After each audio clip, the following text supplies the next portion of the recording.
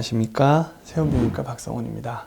이번 시간에는 이제 발기부전 치료에 대해서 말씀드리도록 하겠습니다. 발기부전 치료는 치료의 목표 자체가 환자의 만족도이기 때문에 누가 하라는 이렇게 해라 저렇게 해라 그런 얘기 들으실 필요가 없어요. 의사가 당신은 수술해야 됩니다. 약을 먹어야 됩니다. 주사를 맞아야 됩니다.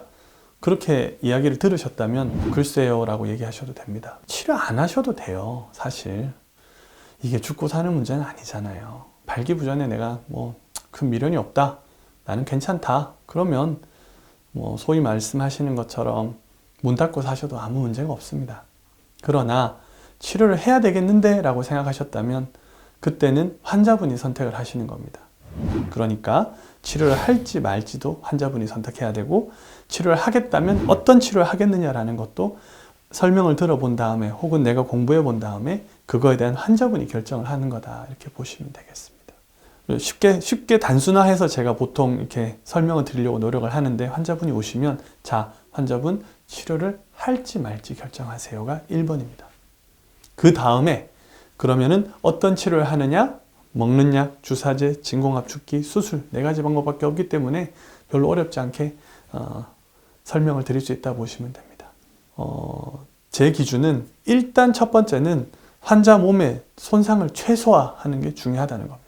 의학의 제1원칙을 제가 가끔 물어볼 때가 있어요. 저희 직원들이나 혹은 외부에 제가 강연을 가서 다른 의사들이 수술을 이렇게 가르쳐 주려고 할 때 의학의 제1원칙이 뭡니까? 라고 제가 가끔 물어봅니다. 의학의 제1원칙은 프리멈 논 노세레라는 라틴어 구절입니다. 그렇게 막 이런 많은 라틴어 구절을 기억하진 않지만 요거 하나는 기억합니다. 왜냐하면 프리멈, 제일 중요한 것은 논 노세레, 환자의 몸에 해를 가하지 말라는 겁니다. 이렇게 발기부전 치료를 선택하실 때도 피해가 최소인 것, 먹는 약 같은 경우에 극히 드물게 시력이나 청력을 잃는 경우는 있지만 그건 아주 드문 거고요. 그 다음에 안 되면 이제 주사제 같은 걸 시도해보고, 마지막 3번째가 이제 마지막 단계의 수술, 이렇게 저는 봅니다. 왜? 수술은 돌아올 수 없는 강을 건너는 거기 때문에 그만큼 환자가 마음의 준비가 됐고 그만큼 필요할 때만 선택을 할 수 있는 방법이라고 봅니다. 그러니까 결국 병원에 가는데 의사가 수술해보라 그러더라, 주사 맞아라 그러더라,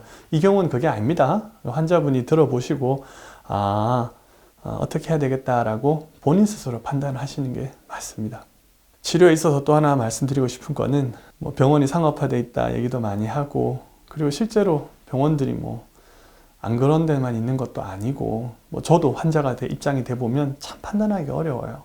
그럴 때 제일 중요한 거는 환자분 본인의 직감을 믿으셔야 된다는 겁니다. 의사랑 환자도 제가 지내보니까 정말 궁합이 있습니다. 마음에 맞고 저 사람 얘기는 내가 그래 신뢰할 수 있겠다, 그럴 때 가시는 게 좋아요. 발기부전에 있어서는 확실히 그렇습니다.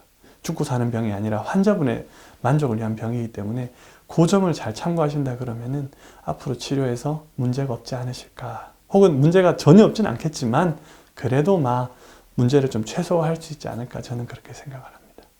발기부전의 치료는 환자분의 선택이고 환자분의 결정이며 환자분이 존중받아야 할 사항입니다. 그렇기 때문에 다른 사람들 이야기, 특히 의사인 제가 이 얘기하니까 좀 웃기지만 의사의 이야기도 조언일 뿐, 하나의 제안일 뿐, 결국 결정은 환자분이 내리신다, 이렇게 보시고 치료 방법들에서 잘 들어보고 내가 조금 더 공부를 미리 해보고 이러시면 훨씬 도움이 되실 겁니다.